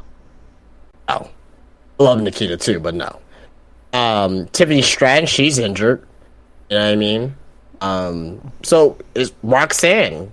I think that's probably the one that they're probably end up going with. Roxanne. Either Roxanne or Quincy Elliott. Nah, no. I'm gonna go with Roxanne.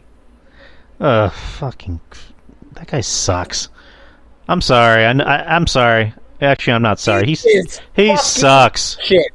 Shit. Fucking sucks. Fucking. I know we're supposed to say he's great because of reasons, but he sucks. He sucks. He fucking sucks. Like, okay. It has nothing to do with his lifestyle, but he can't cut a promo, he can't wrestle, his character's one-dimensional, which is fine. It has a very low ceiling. Very low ceiling. You know, maybe he can win the NXT North American Championship as a joke, but he is not going to win the NXT Championship. Don't ever fucking say that. I mean, does anyone, like, what is his orientation? Like, is he supposed to be gay? Is he bi? Is he Is he non-binary? What is he supposed to be? So I think he's gay. Uh-huh. And or he, I don't know if he's. I don't know. Kind of fucked up to say, but like I don't know. I mean, I don't care, honestly, but it's just like care, but like it's okay. It's really gonna confuse the audience because like he's the super diva on Twitter talking about, oh hey, you know, I want to as a kid, hey, I want to be a Divas champion or whatnot. Like, you wrestle men, you can't be the Divas champion if you wrestle men because you are contracted as a male performer. Like, help me here. So Eddie Now, Eddie out the window. Throwing his character out the window. Let's get his character to the side. Boom. I'm talking about his character. He can't cut a promo. He can't wrestle. He's very, how should I say, presentation, not talking about the character, but presentation is not, I won't say generic, it's definitely not generic, but it's only going to appeal to a certain demographic with his, with this presentation, right? Mm-hmm. And with I don't want to say character, but with a presentation like that, it only has a short ceiling, so, it's fucking. So two things. Eddie's saying he's supposed to be non-binary, which, if that's the case, I haven't heard anyone refer to him as them, they, or there. So I don't, know. But Booker T apparently got into some hot water because over his making comments about. Okay, so what exactly did Booker T say? If anyone, or do you know what he said? He said, I mean, I believe I heard if I okay. Jesus Christ. Basically, he's kind of going on like what is that, or what the hell? like you know what I mean? Like, what the hell is that? Like what is it? Like he doesn't want to say like if it's like a man or a woman. Like, what is it? What is that thing? Jesus fucking Christ. He literally said that about Quincy Elliott. Pretty much, yeah. But like, oh my god, and Quincy Elliott too. Like, I'm coming up as a fucking banana. People are laughing. I'm like, oh, but like, no, I don't want to. No, sorry, no. Okay, no. so yeah, fucking grinding and twerking on Shotzi Blackheart. Like, no, bro. Like. Hey, call me an old fucker, out of touch fucker. Okay, alright, whatever, fuck you, suck my fucking dick. I've been watching wrestling for 30 years, whatever, right? I know what works, I know what doesn't work, right? Now, for me, I'll put it to you this way. Sunny Kiss, I like Sunny Kiss. Yeah. I won't say that Sunny Kiss is the greatest thing in the world, but I appreciate what he's doing in AEW. I like Sunny Kiss. Could be a lot better, he kind of sucks in the ring and whatnot, you know what I mean? But I can see the talent there. I don't see the talent with Quincy Elliott. I just don't. I'll kind of side with you there because I'm not the biggest Sunny Kiss fan. Like, but at least Sunny Kiss can actually, from what I've seen from him, he can actually work. Yeah. Whereas a Quincy Elliott, it's just like I've only seen one match this guy's in, and I've only seen that one segment that he was in with Shotzi. And I was just like, I don't need to see anymore. Like this guy, this person is just not good. Sting. At all. Shut up. Goddamn thing. What the hell is that? What the hell is that thing there? Tell me, I did not just see that. Okay, so like, you know it's an issue, right? Like, okay. I'm gonna give you an example. Zoe Stark. Uh-huh. Oh, Zoe Stark, right? Mm-hmm. Zoe Stark on NXT roster, right? Mm-hmm. It's kind of sad that Quincy Elliott has bigger boobs than Zoe Stark. Oh, Jesus Christ. Hey, I'm just saying, man. Jesus Christ. So what you're saying is Zoe Stark needs to get implants. Or Quincy Elliott needs to fucking get this motherfucker.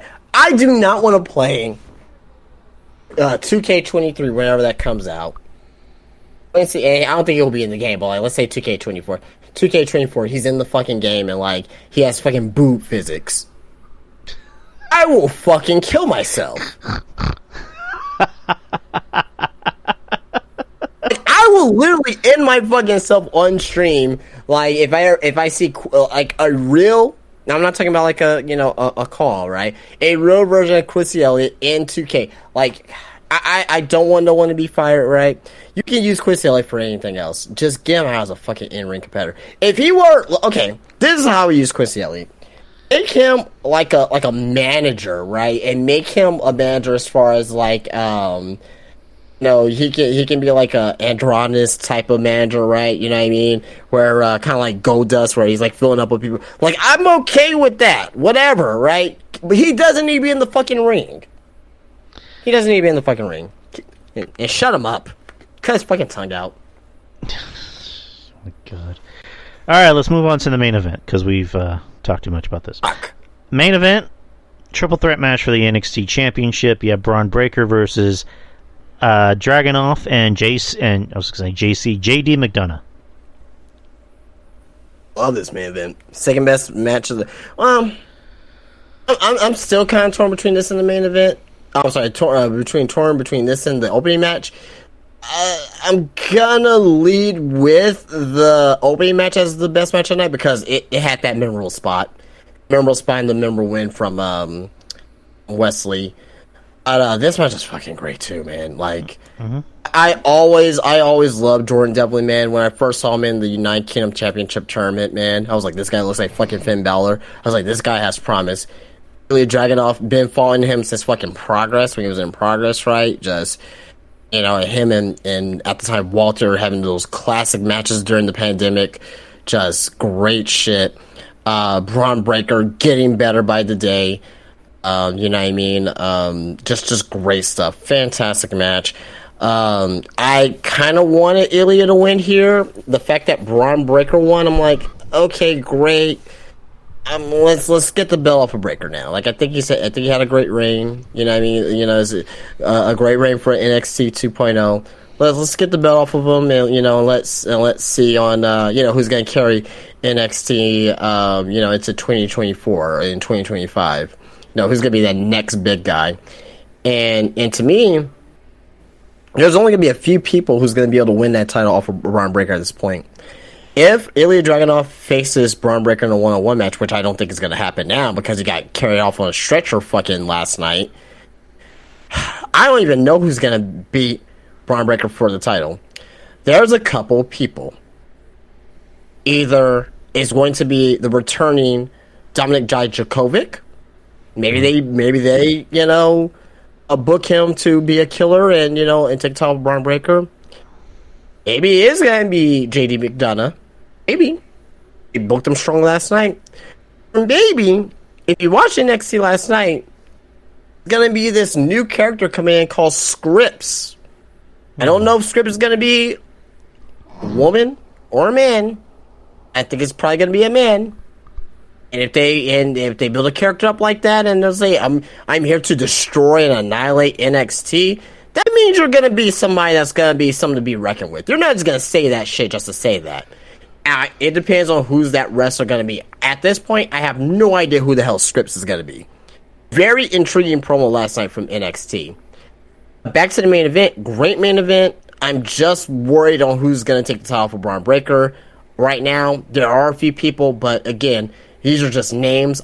I don't even think it's really going to happen, but these are just names right now, so we'll just have to wait and see. But very intrigued to see what this whole Scripps character is, and hopefully in the upcoming weeks we get an answer. I enjoyed this match. I thought it was pretty good. Braun, they're putting him in with a lot of smaller guys that know how to work. So Braun, with each match can pick up some skills because people forget Braun wasn't in the Indies. Like what was his first year was last year. Like his first match was on TV was last year.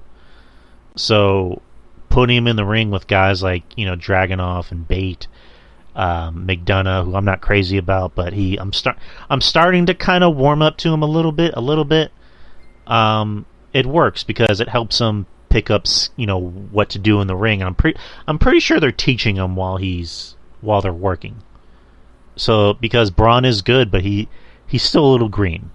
And also NXT, they need to make sure they can find that guy that can carry it before they can feel comfortable with putting Braun on the main roster. So I enjoy this match. I like the spot at the end where Dragunov, is going for the pin, 1-2, and then McDonough comes in and stops the referee, like grabs his hand before he hits the 3. I thought that was pretty unique.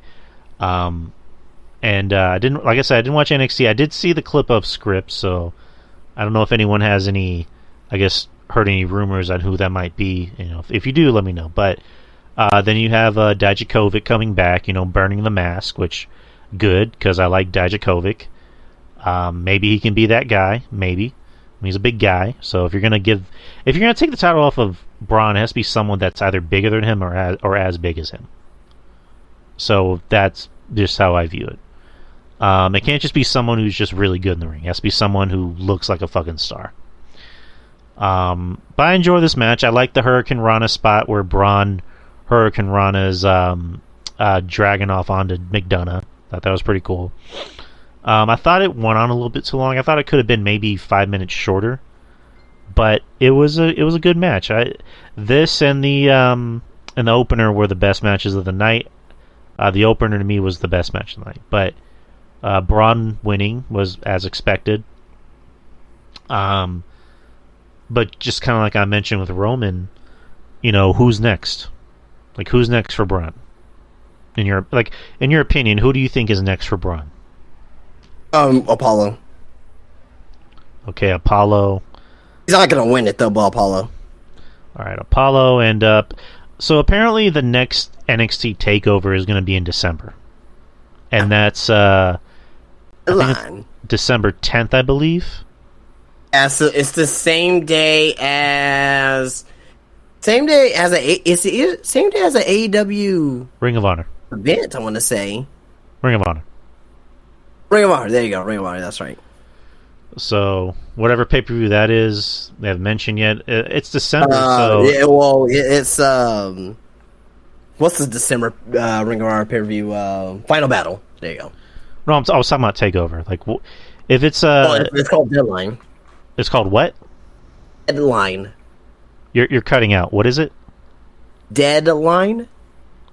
Dead wine. Line. Deadline. Oh, Deadline. Okay, there you go. I'm sorry. Yeah. And I'm just now remembering that. I'm like, oh yeah, they did mention that on. I like the name. I do like the name. It's different. So I like it. It's interesting. So we got that to look forward to. And then like I didn't watch NXT, but hey, I know what happened. Ava Raine, the daughter of The Rock, made her debut on NXT as the new member of Schism. So again, I've never seen this girl wrestle, so I can't really judge her. But it's just to her, she has a huge chip on her shoulder because it's one of those things where I'm not expecting her to be a big star like her dad, but other people are. Like, other people are expecting her to be as good as her dad. That's unfair to her. That's unfair to her. Yeah, I mean, if she can just be good, like, just be good. Be good in the ring, cut good promos. You don't have to be The Rock. I don't want to hear her come out and be like, I'm the most electrifying, woman in wrestling. Like, well, I don't want to hear that. Like, I want to hear you be you.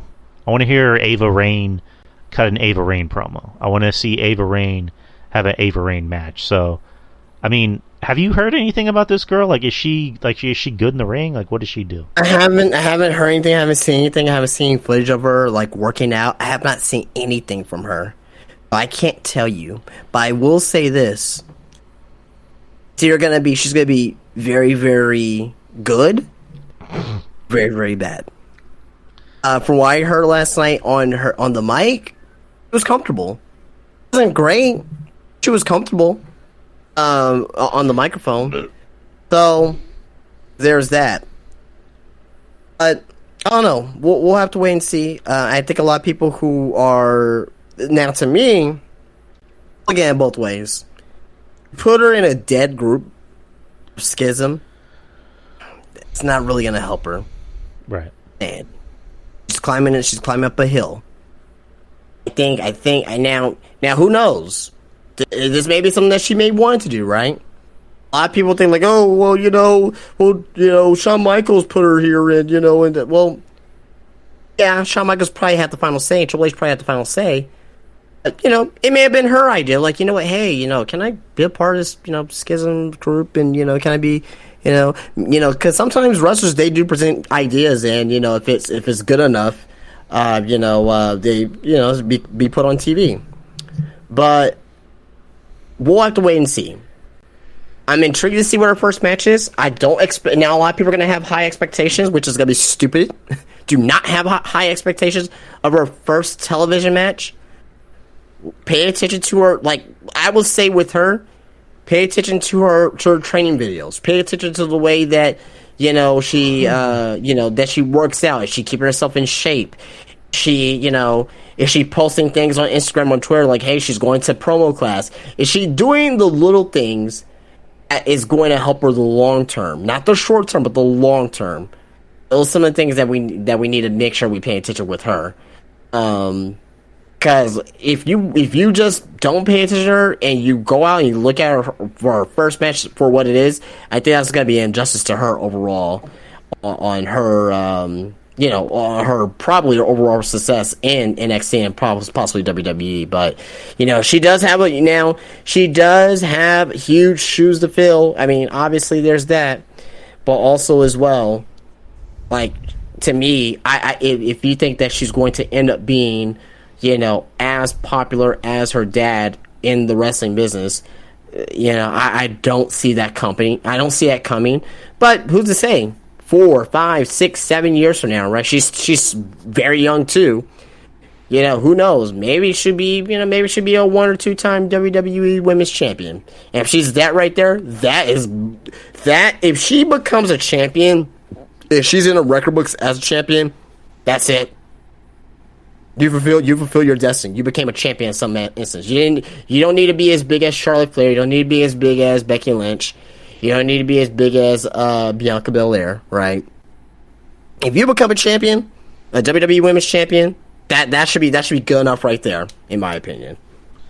Yeah, you're not wrong. As long as she reaches that goal, I think she'll be fine. But on that note, we're almost at 2 hours. I kind of wanted to cut out before 10. There's really not much else to talk about. Raw wasn't really all that great. I mean, the only highlight, if you want to call it a highlight, is Nikki Cross came back, and now she's the crazy Nikki character, which I mean, she's no longer a superhero, so good, but I don't know. We'll see how it goes. That's really all I gotta say. I kind of said I don't really care, but I'll give it a chance. I'll see how it goes. Because I don't hate Nikki. I actually do like Nikki, but over the years, I just kind of lost interest in her. But we'll see how this works out. But I know I said there was something I want to try at the end of the show, but we're running a little late, so we'll have to try next week. But this Saturday is going to be the second Q&A show for the month of October. I think it's the third Q&A. Oh, second of October. Gotcha. Right. I believe it's episode number 4 or 5, in general. Yeah. Of the ones we've done. But second Q&A portion of the month of October will be this Saturday. Like I mentioned, you guys still have time to send in questions. You can send in as many as you want. Our requests are mainly just since Halloween's coming up. Try to make them Halloween, oriented. Make them horror movie oriented. Make them interesting. But I love the Q&A shows. I always look forward to the Q&A shows. Yeah, so very fun. They should be great questions. You guys usually knock it out of the park with questions. But with that being said, that concludes tonight's show. Justin, thank you for being here as always. Absolutely. And everybody else, thank you for tuning in, whether on Discord or listening live or downloading on Spreaker. And as always, Patreon, $5 a month. You'll get the ad-free, unedited version of this show, as well as other shows. I do a show with Jeff Lippman that we just put out last week. It's called From Our Lips to Your Ears. Jeff actually has very nice things to say about you, Justin. He said that he thinks you're a very good addition to the team. Oh, sweet. So he wanted to give you a little shout out. Thank you, Mr. Jeff Lippman. I do a show with RJ called Attack of the Savage Nerds. We haven't done a show in a while, but we're trying to make that happen because we have a lot to discuss. So hopefully we can get one out pretty soon. I do a show with Ruben Prime called Culture Attack. We just did an episode yesterday, and I haven't edited the show, but I'll try to have it up tomorrow, if not then Friday. I'm off Friday through Halloween, so I have all the time in the world to get these shows up. And you can also check out our older show, Worst of the Worst, where on that show we reviewed we would review bad movies, and then we kind of had to really think about it. It's well, we need to watch movies that are at least entertaining. So check those shows out. Entertaining. Yeah, true. But I didn't think about that. But what else was I going to say? Oh yeah, those episodes are still up there. You guys can listen to them. Just $5 a month, people. It's a damn good deal. And this show, of course, the free portion every Wednesday night at 8 p.m. Central, 9 p.m. Eastern. I don't know Pacific time, so you guys are to fill me in on that. Live on the Wrestling Soup Discord channel. Also live on Spreaker. And social media, I'm easy to find. All you gotta do is type in Drew Yari. I'm the only Drew Yari I know. Unless there's another Drew Yari out there. If not, if so, then fuck them. But Justin, where can they find you? Yeah, of course. Follow me on Spinebuster Tees on Instagram. Yeah, so I've been getting some requests on my personal Instagram, which I don't mind, but I don't post anything wrestling related on there or anything wrestling at all. So just follow me on Instagram on Spinebuster Tees.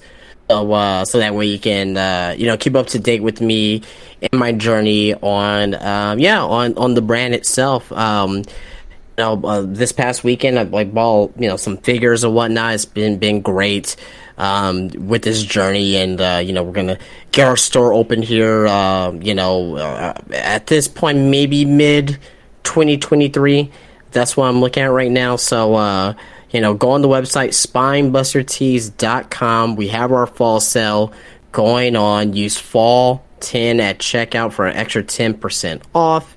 And check out all the designs up there. The Russell Mar t-shirt, the I Am the Mar t-shirt, weapons and matches of pro wrestling t-shirts are up live. The original Just Enjoy Wrestling t-shirt, the women's wrestling t-shirt. I have all these designs up live on spinebustertees.com, only for $19.98 each. You can't beat it. Ooh. It's great stuff.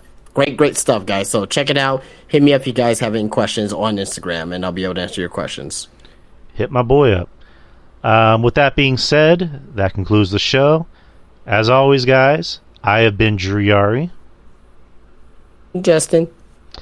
And and we will see you next week, same time, same channel. And we'll see you this Saturday for the Q&A show. Have a good week, guys. Enjoy Halloween. And most of all, peace. Peace out.